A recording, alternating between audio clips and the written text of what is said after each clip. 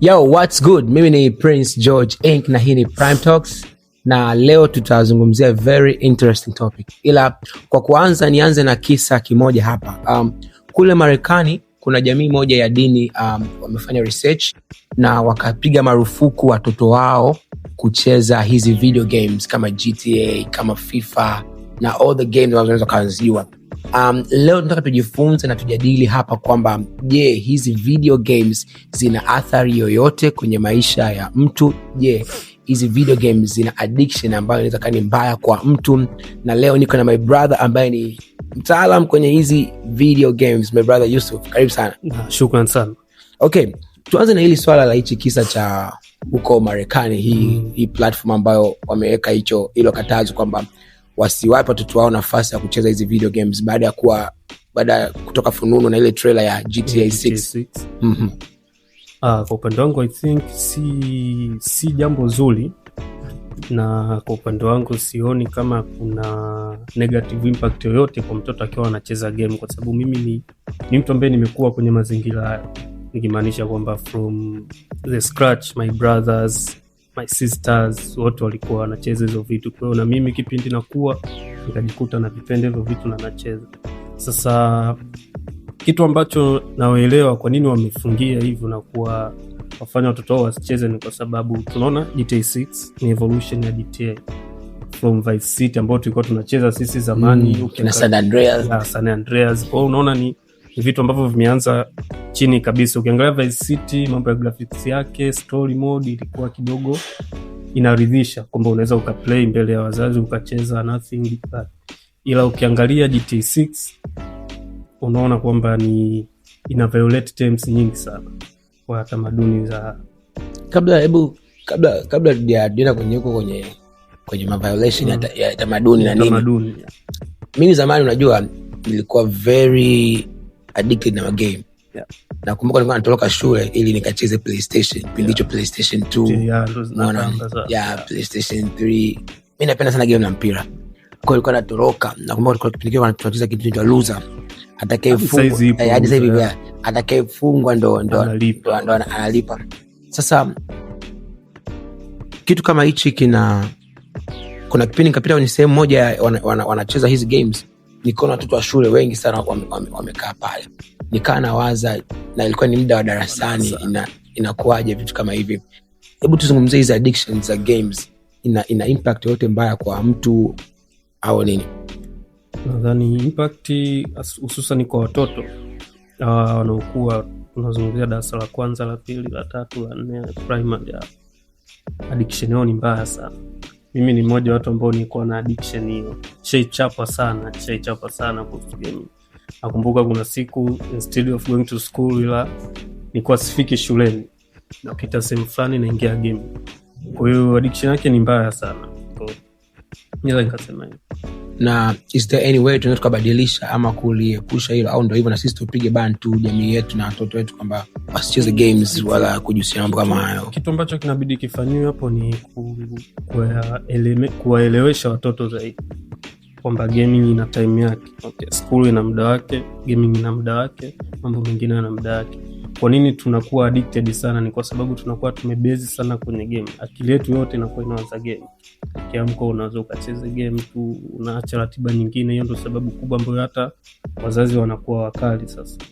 Kama chochote kanaanza hivi, kama unakuwa mzazi mwanangu, kama baba, utampa mwanao, utamnunulia mwanao PlayStation 6, itakuwa ni ngapi kipindi hicho? Sasa hivi iko PlayStation 5. Utamnunulia mwanao hivi hizo games zile naacha hizo, inakuaje? As a fan of vitu lazima atakuwa na hata isipokuwa kwa ajili yake, hata kwa ajili yangu pia naweza nikajema. Mpaka sasa hizi hivyo vitu nacheza FC football hii inakuja kwa kasi sasa hizi, ukiangalia PUBG ni magame ambayo yanakuja kwa kasi sana, na pia yanapendwa na watoto wengi. Sio watoto tu, hata watu wazima wanacheza. Na hii kasumba ya kwamba kumekuwa na hii myth, sijui ni myth ama nini, kwamba games zinalemaza akili ya mtoto, zinamfanya mtoto adumaye, zimpi mtoto wakati muda wa kufikiria. Wewe unaonaje hilo swala? Gaming inahitaji, sidhani kama inadumaza. Gaming inahitaji akili kubwa sana. Sio kila mtu anaweza kucheza. Ukiangalia gaming za mission sana hizi. Kama Call of Duty ile. For real, yani kama hauna akili ya kuchanganua mambo na lugha inayotumika mule ni Kiingereza, huwezi kuta mule tunaongea Kiswahili.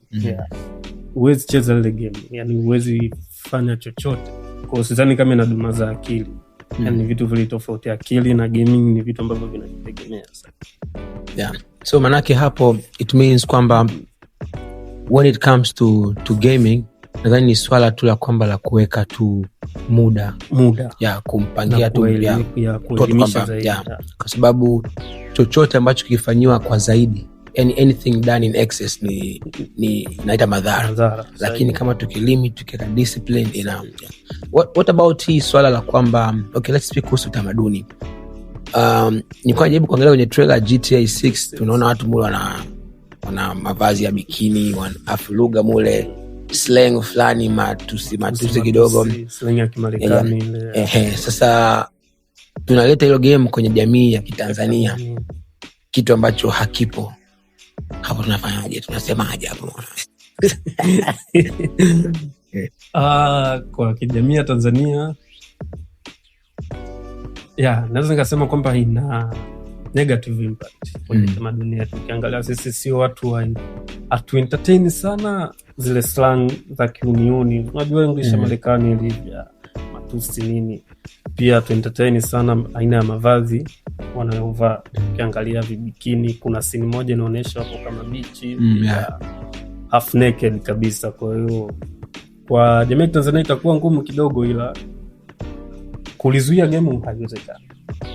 Cha kufanya hapo pia kama nilivyosema, na kumzuia mtoto, unaweza kumzuia mtoto asicheze nyumbani, ila kuna sehemu akaenda akacheza vizuri. Kwa hiyo cha kufanya hapo nahisi ni kuelimisha watoto kwamba okay, this is video games, ndani yake hususan GTA 6 ndio ina mambo ya ajabu. Kuna vitu hivi na hivi na hivi kwenye jamii yetu sisi, vitu hivi na hivi sio sawa. Kwa hiyo ukimaliza kucheza, leave anything, usitoke na kitu chochote kwenye game kwamba okay, this is reality, naenda kupractice. Sio kweli. Jamii yetu itabaki na kushangaa, vipi ndio yale.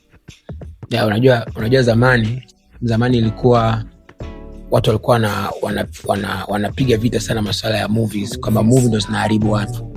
Lakini sasa hivi kwenye games, sasa kana najiuliza, hivi pia games zinaweza zikamfanya mtoto yani kutamani kuwa kile kwenye game? Mfano mtu anacheza Call of Duty, kwa mtu anatamani kuwa muuaje, mwingine atakwambia nataka niwe mwanajeshi. Hivi ina athari na kumfanya mtoto kwa vile. Sahihi sana. Sasa hiyo tunaifanyaje hiyo sasa? Kwa sababu okay, yani issue ya game imebase sana na fantasy. Fantasy ni vitu ambavyo yani ni vya kufikirika zaidi. Ni mtu amekaa chini aka create a story.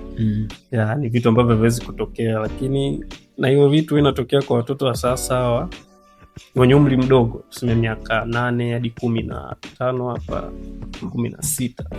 Ndio wengi wanahisi okay, kuna game moja la Spider-Man mimi nimecheza nikawa I wish sometime shaivunjika hadi mkono, kwa sababu tunaangalia ku practice some of ana style zake zile za kupaa freak nini. Kwa hiyo unajua mimi nilinunua costume ya Spider-Man. Mimi nilikuwa na mdoli kabisa Spider-Man. Game lake nilikuwa nacheza sana. Lakini baada at a certain age nikaja kugundua okay, this is fantasy. You cannot be a Spider-Man, hata ufanyaje. Nishaika hata buibui ile niweze kutoa ile web, lakini nikaja kugundua kuwa hapana, hichi kitu. I think pia kadri ya umri wao unavyozidi kwenda utakuja kujua. Hivyo nadhani mtu aanze kucheza magame kana na umri kama ngapi? Au tusubiri 18 umri mtu mzima? Miaka mingapi? Nadhani hapo tusema huyu tumpe tu nafasi hapo. 10. Kwa nini 13 au 14? Kwa kibiolojia hapo ndo mtu anakuwa ubongo wake kidogo umeanza kuwa mature, mtu anaweza kuwa hata mabadiliko ya mwili anaweza kubadilika pale 13 14. Okay. Jamii zetu za Kiafrika hata tukiangalia straight kwenye nchi kama Tanzania, tumekuwa si watu ambao tume develop PC games. Unadhani tunakuwa mapi ama ni changamoto? Wapi pia najiuliza kwa nini tu develop games zetu, mfano tu develop game yetu ya Tanzania akili akili game yani. Kwa nini yani nadhani tunakuwa mapi? Kwa sababu wako wanafunzi ambao wanasoma masuala ya IT hayo, programming, umeona.